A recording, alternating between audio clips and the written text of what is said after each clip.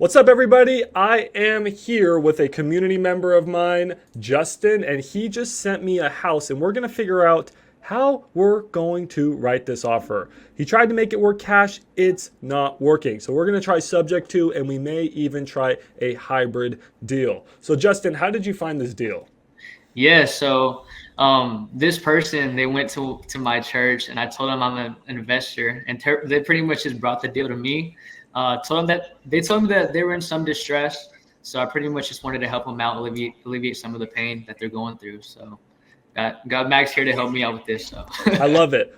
As real estate investors, as wholesalers, guys, we are not buying houses, we are selling solutions. So here's the house in question. It is in Mount Vernon. If you don't know where Mount Vernon is, don't worry, because I had no idea where that was either. It is over here. And here is Dallas and then Fort Worth. My boy Justin is closer to Fort Worth. I'm closer to Dallas. So this house, is this their primary residence or is this like a rental property? this was their primary residence. They eventually moved out from it. So Okay, so they moved out to it. Now, right now, is it vacant? vacant, yes. Right, so that's the distress right there, right? That's the pain. They're probably Yeah, paying two mortgages. So exactly. that's awesome. Okay, well, it's not awesome for them, but it's awesome for us as real estate investors to find the pain, and then we're gonna try to sell the solution. So we have this house here, and it's a really nice house. It's almost fully fixed up. There could be some updating to the kitchen. You can probably increase the after repair value a little bit, but I would say, I mean, this is a turnkey rental. You're good to just start renting this. Do you know how much you would rent for, Justin? Around 15 to 1700, Yeah, maybe 18. Oh, that sounds about right. yeah. Okay, and they're trying to get $300,000 for their house, everybody. And how long has this thing been on the market? Let's see. So it's been on the market since 3:30, and right now it is 7:25. Right, so it's been on the market for, guys, 4 months, and they're in a tough position. So this house is not worth $300,000. So what was your cash offer on this house, Justin? I offered them 225,000. So And you're probably about right. I think that's a fair offer. If I was coming in there, I'd probably be around there. And they're not willing to take that at the moment, at least, right? no, sir. Nope. So if they won't take cash, we got to think of other solutions. So we're going to try to see if we can do a sub two offer, which what sub two is, guys, is when you buy a house by taking over somebody else's debt. If somebody has like a 2, 3, 4, 5% interest rate, we love to have their debt. So let's talk a little bit subject to here. Can you give me the numbers on their deal? So they have a house, right, guys? And they want $300,000 for their house, but they're not going to get that. It's probably worth closer to 200,000, but that's why we offer solutions. So we're going to try to do subject to here. And so you said their mortgage balance, so their debt is how much? 188,000.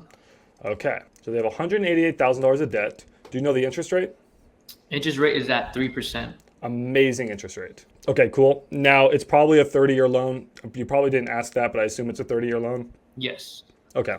They may be 29 years left, or maybe 28 years left, 27 years. It's not a huge difference at this point. Once you get into 5, 10 years down into a loan, then things and numbers start to change a little bit. But for this case scenario, to make things simple, we'll just run it at these numbers. Awesome. The big thing, guys, is if they want $300,000 for the house, and I think this was Justin's original question and why we're making this video. If they want $300,000 for the house, which maybe they'll take less for, and they have debt of $188,000, then what the heck do we do for this other $122,000? I mean, what do you think we would do here, Justin?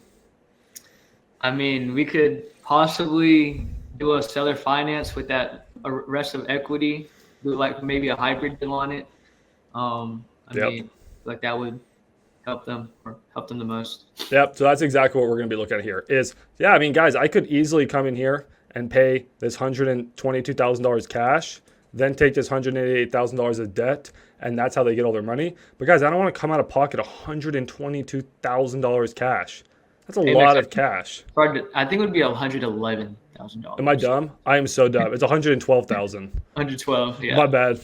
My bad. No It's problem. You're good. 112. Good catch. Thank you. Yeah. So yeah, I don't want to come out of pocket that much money. So how can we pay that? Well, what you can do is, guys, there's two things we can do in this situation.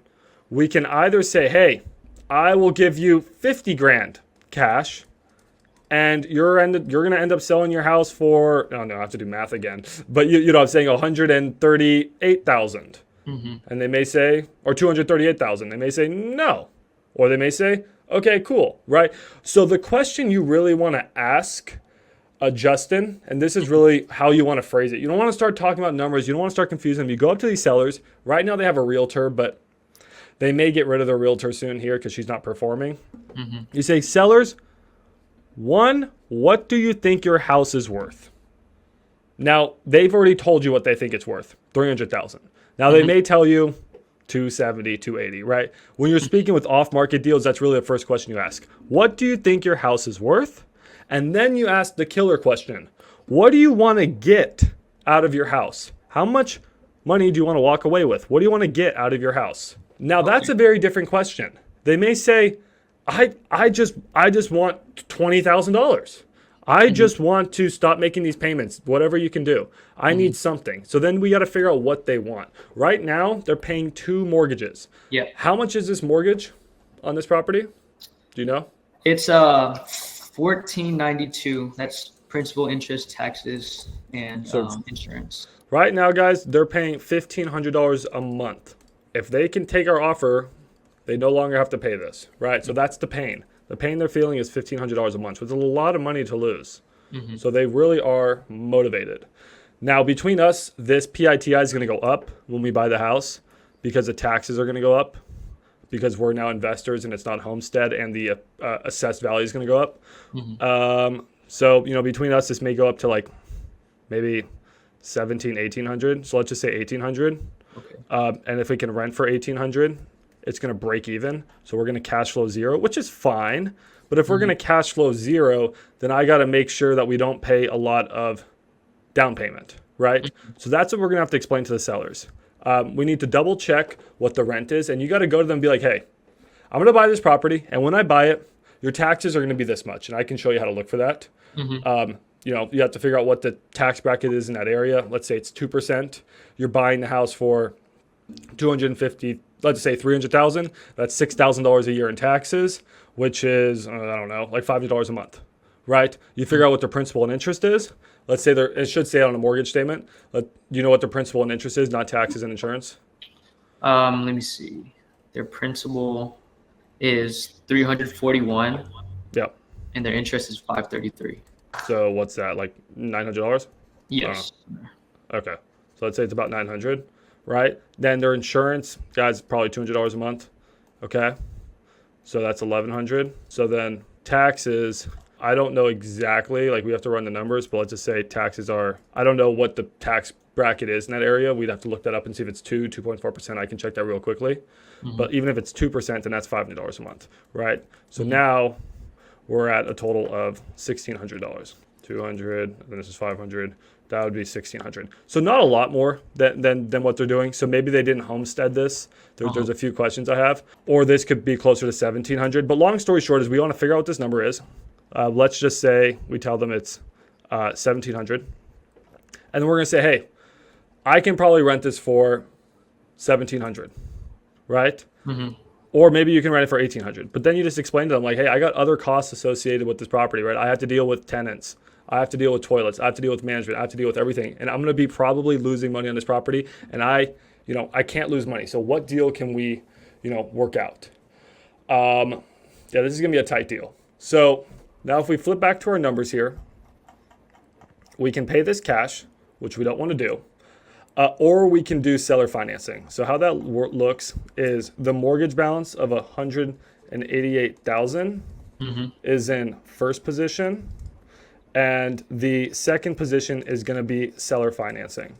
So we're gonna add a lien to the property, and we're gonna seller finance this. And your question is pretty much what should we offer for these terms?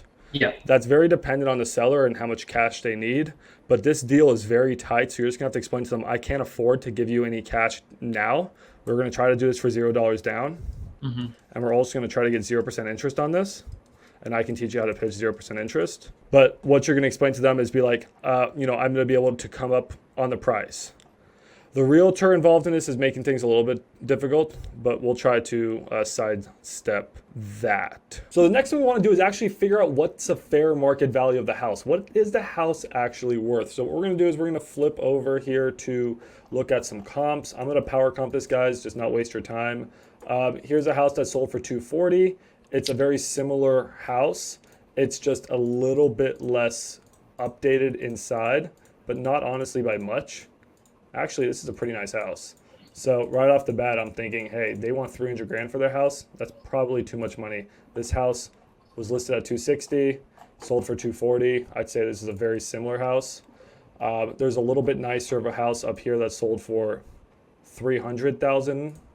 So, I would say the house maybe 250 to 275 would be the value I would put on this pecan house here. So I will just say 275 because this is a little bit newer of a house. So that's how you comp, guys. I have a lot of videos on comping, but we're just power comping here, trying to do it real quick. So we know that the house is probably worth 275. So we're obviously, that's the fair market value. That's why they're not selling right now. And the market's in a tough place right now where they probably, if they sold for 250, I still think that would be a fine deal to them. Mm-hmm. I think they're just greedy and they want too much money, which happens. So the next thing we're trying to do is figure out what rent is in this area. Unfortunately, guys, this property is in the middle of absolutely nowhere. So there hasn't been a single property that has been listed on the market that rented in the past year. So I'm going off of a complete random guess. Justin was saying around 1900. We'll just run with that number for now. We'll just keep it at 1900. This is the only property that's available for rent, and it's a much smaller house for 1600. So I don't know. It's not like it has rented either. So we'll just say 1900. If you ever come across a situation, y'all call local realtors and see what they think the properties would rent for. Okay, the last thing we're going to check is taxes. I wanted to triple check the numbers, y'all. So if you flip over here, I open up the tax data. You can see that the house is currently assessed for $237,000. That doesn't mean it's worth that. That just means some random guy in the government did some random algorithm and said the house is worth $237,000. We valued it closer to about $250,000 to $275,000, and their taxes are $4,700, which tells me it's about a 2% tax bracket. So now we got all the data we need to write our sub-2 and seller finance offer. Now this is going to be very dependent on the seller's needs, so these numbers can be flexible. Well, let's write you a couple offers here. So we are going to offer them $275,000 for their house. This is also dependent on your goals, Justin, because if your goals are short-term goals, offer them $250,000 with better terms, okay? If your goals are long-term goals, offer them more money with worse terms. Depends. What are your goals with this property? Are you trying to wholesale it or are you trying to buy it? I want to wholesale it. Okay. My opinion, let's try to run with 275 because I think I can justify those numbers. Okay. And then let's give them really average terms because we're going to be giving them a good price. Okay.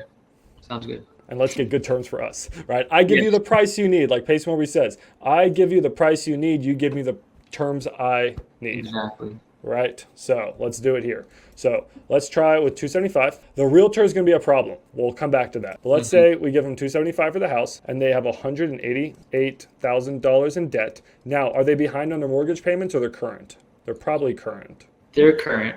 Good. So we're going to sub to this, guys, which means now there is $87,000 in equity. So the conversation you're going to have with these people is, hey, I looked at the numbers, and what you're going to do is you're going to show them that one comp, Justin. So what you're going to do is you're going to show them this house, and this is a pretty good comp, guys. It's not perfect. This is a 4.2. Ours is a 3.3. Ours is a 3.3. So, give or take at least $10,000. Oh my God, I was on Facebook. Give or take, I don't know where I'm going. Give or take $10,000 for, a bathroom. But yeah, you're going to show them this comp, be like, hey, this house, it took 132 days to sell. It only sold for $240. It's on a bigger lot. It's a really nice house. It comes with a cat. So, based off of all these things, guys, I think your house is probably worth $250. And I think $250 is being generous. And then they're going to be like, I think it's worth more. You're like, well, have you gotten any offers for over $250? They may say yes, they may say no. So you're like, honestly, as an investor, I think your house is worth 250, but I want to write you an offer for 275. What? Why? Because I'm going to give you a great price that you deserve, but you're going to give me the terms I need. All right? Yes. So then this is the offer. I'm going to take over your debt. So you really got to solidify in their brain, the house is worth 250. I'm an investor, or I know investors, and I know this guy. This guy who has a pirate hat told me it's worth 250, and look at this comp, right? And then, but I'm going to give you more money, but hear me out. Here's why. So we're not going to give them 300,000, guys. All of you guys writing sub 2 offers, you guys, too easy to negotiate. You're giving them too much money. No. You're going to give them $188,000. You're going to take over their $188,000 in debt, and this $87,000, you're going to be like, I want to give you this $87,000, but I want to do it in payments. And that is how I'm going to be able to give you more money. So this $87,000, we're going to want to structure payments for it. Now, what you do before you talk about the payments, you just explain that this house would rent for $1,900. Go confirm this number with some realtors. Hey, your PITI is $1,500, but hey, taxes are going to go up. So I got a budget at least $1,600. Okay. We checked the numbers, guys. So that only leaves me $300 in cash flow. But hey, I'm a real estate investor, so I know that this is not a true $300. After 10% in management fees, which is $200, and after at least 5% in vacancy, and after another 10% in repairs, that's 25%, that's an extra $500. So if I had $300 in cash flow, now I'm losing $200 per month. Right? So I need a really good deal on this property. I'm paying too much money for it. I'm telling you, the value, it's not worth more than $250. I'm paying too much money for it, and I'm going to be losing $200 a month. So this is what we're going to do. That $87,000, I cannot give you cash. What I want to do is structure payments. It's called seller financing, and I want to pay this $87,000 over time. Now, we got to figure out what numbers work. So we're going to want to come up with a few offers here. Do you know if they need a down payment? It doesn't seem like they need money because they have a house, right? No, they're actually at an apartment right now. They don't have a house. Oh, shit. So are they trying to get money to buy a house, or what's their situation? I haven't asked them yet, but I know that they're definitely in distress because they're paying 2 payments. So Okay, so guys, the first thing you want to do to figure out how you write a hybrid offer is to figure out what amount of cash down does the seller need. So let's flip back over to this form before we write up their number. And a seller finance deal, because now we're writing the seller finance terms, has 5 terms. Most people think it's 4, it's actually 5. The 5 terms, you know what they are, Justin? no, I don't. No worries. So price. We discussed price, we discussed equity. What we're trying to do is seller finance $87,000. Just want to double check my math is right. 87, 95, I think my math is right. Hopefully that's right. 87,000. The second term is the rate. What rate are we going to finance it at? I prefer to do 0% financing. Everyone prefers, but I truly prefer it. Then we have the amortization, also known as like the loan length, the length of the loan, right? Commonly, most people do 30 years, but with seller financing, you can be flexible with that. You also have the down payment, right? That's what a lot of sellers care about, the down payment. And then you have one last one called a balloon. That's the one no one really talks about. We're just not going to do a balloon. I don't like balloons. Okay. So what we're going to try to figure out is we already have this figured out. We already have this figured out. And now we got to figure out these 3 things. These are the numbers we're going to manipulate in order to figure out our offer. Now, we could, if they're being difficult, write a second offer, or our counter offer would be, fine, we're going to give you $300,000 at these terms. That's going to be our counter offer. We're not going to give them what they want yet. We save that card for when they say no. That's our backup card. I just offered on a property, and it's a seller finance deal, $0 down, 30-year loan, 0% interest, and I offered $500,000. I'm actually willing to go up to $550,000, but I haven't told the seller that. So if she says no to my first offer, I say, okay, let's do the same terms at $525,000. She says no, I say, okay, let's do the same terms at $550,000. I don't give them what they want on the first offer. Exactly. I like to have some cards to play with. Yeah. So let's flip over to an AM calculator. We're almost done here, I promise. No problem. This is so valuable, man. No, Appreciate man, you're good, dude. So this is an amortization calculator, guys. This is how we figure out how to write our offers. So $87,000, we're gonna wanna do a 30-year loan. We're gonna try that at first. And then at 0% interest, guys, that's $241 a month. Okay, so let's just use that as a baseline for our offer. You just tell them what we're gonna do here is I'm gonna pay this $87,000. You don't go into details on all this. You don't explain that you're like seller financing at 0% interest. You don't mention 0% interest. You don't mention the down payment. You don't mention anything. You're very vague. You say, what I'm gonna do, guys, my offer is to take over your debt of $188,000. I'm gonna take over all your debt. You don't have to make any more PITI payments. Right now, you're making two payments, rent, and you're paying your PITI. I will take that over right now, the full $1,500. And in addition, I am gonna make payments to you of and what was that number? $41. Let's say $242 a month for the next 360 months. That's all you say. That's all you say. And then they say, then you see what they say. If the reaction is, oh, interesting. I say maybe they say no, maybe they say yes. And if you ask them to explain why you're doing that, you explain to them what we talked about there. You go through these numbers with them. You say, hey, the property's gonna rent for $1,900. The PITI after I buy it when the tax is assessed is gonna be $1,600. I have $500 in expenses as an investor, which means I'm already losing $200 a month. I can't afford to come out of pocket too much more for this property. I'm already gonna have to do maybe fixing up the kitchen and a few things. So what I'm gonna do is just pay you guys $242 a month. On my side, I'm probably going to be losing, I don't know, $500 a month, but that's the absolute best offer I can write. And that would be what my first offer would be. And you sort of see where they're at. If they say, I need $30,000 cash, well, then you say, I can do that, but I'm not going to be able to give you the price you need, right? Then you guys are going to have to come down on the price. And then you see what the reaction is and you go from there. Okay. But, between us, this deal's already tight. We're already losing money. So what is someone going to do if you wholesale this deal, Justin? They're going to do something called a creative exit strategy. And this property is going to either become a few things. It's going to become a midterm rental. It's going to become a short-term rental, like an Airbnb. So it's going to become a short-term rental. I don't know if anyone wants an Airbnb out there or any nurses live out there. It's going to become a rent by room, like a pad split, maybe. Or it's going to become a wrap. Or it's going to become a lease option, because no investor wants to buy this and lose that much money every single month. But someone would still buy this deal, bro, any day out of the year because of the 0% interest, the low 3% interest mortgage, but more importantly, the $0 down. Because someone's going to buy this dude, and even though they're losing $500 a month or whatever, and then now they're going to turn into a creative exit strategy, maybe break even, they're going to get something that we call depreciation. Yeah. So some rich guys is going to buy the property for depreciation. So honestly, this is probably, in theory, actually a pretty good offer. Now, what you're also going to pay is you're going to say, hey, I'm going to pay all the closing costs. And so you have no expenses associated with the property. Now, the one wild card here is the realtor. That sort of pisses me off that they have a realtor. We need to figure out if we can, if they're still, how much longer is on the realtor's agreement with them. I think it's 2 months. So like 2 more months? September, yeah. If you have to, we can pay the realtor, but honestly, I'm not that excited to pay the realtor. The realtor is going to want, probably around like $8,000, which is a lot of money, because now what's your problem, dude, is you're going to want to ask for an assignment fee, and you probably want to make like 10 grand on this deal, and that's fair. Yeah. Well, now your entry fee, if you pay that realtor and the closing costs, it's going to be $20,000. So what the hell just happened to $0 down? Now it's 20 grand.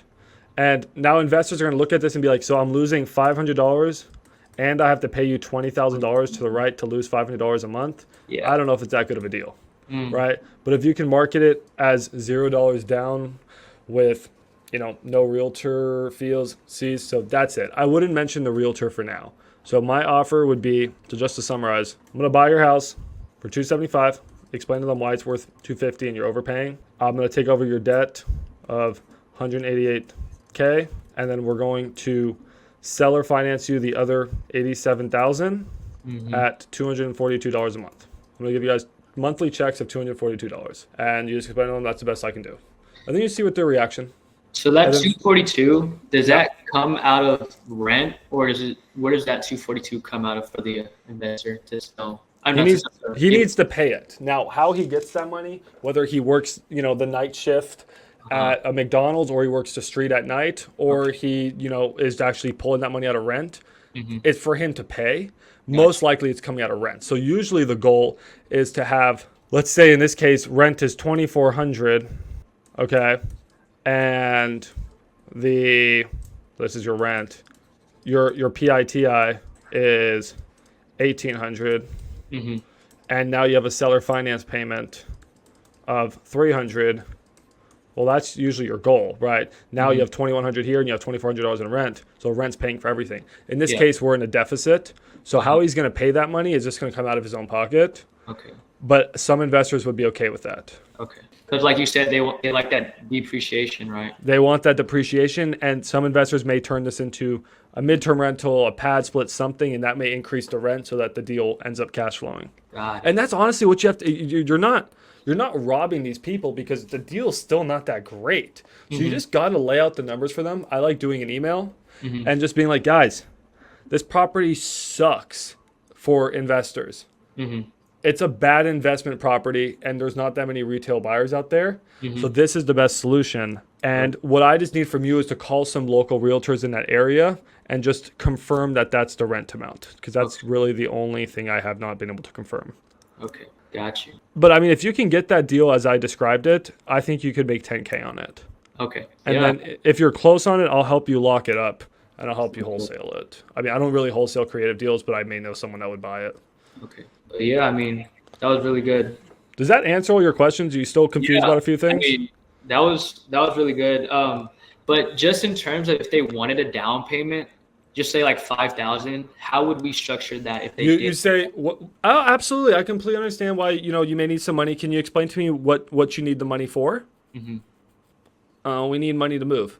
Completely understand. What if I offer you a moving service and I move all of your things for free? I just avoid the conversation of down payment. Okay. I have some bills I need to pay. Okay, well, I completely understand. How much are those bills? Is it $242 a month not going to cover it? And then there's like, but sometimes I'll be like, I need $20,000 cash. Okay, that's fine. We need to rework the numbers now. Yeah, because that entry fee would just keep going up and it won't be nice for. Yeah, you're going to want that entry fee to always be under 10% of the purchase price of the house. So honestly, the maximum would be like around 30,000, but that's usually with the deal that like cash flows. This deal already doesn't cash flow. Okay. So there's no way I want to give a big entry fee. Okay. Yeah, I'm going to take all this to them and see what they have to say about it. You don't feel scared bringing it to them because this is an offer and it's a good offer and their current offer is shit. Yeah. They have nothing. So you're literally doing them a service. Don't feel like this is like you throwing garbage. Like you're literally offering them a solution. Yeah. If it's not a solution for them, that's okay. But offer it to them and offer it to them like proudly. Like, hey, I genuinely think this is a good offer for you guys. Okay. Yeah. That's pretty much what I have for you, man. Awesome, man. Well, I'm happy to have helped you on this. Yeah. And I'm so happy I really appreciate it, man. Absolutely. And yeah, keep bringing me deals, man. We're going to get you your first wholesale deal here soon. Sounds good. Sounds amazing. Well, thanks, Justin. Thank you. Thank you, wholesalers. Y'all are a great community. Love you, man. All right. See ya. All right. Love you guys.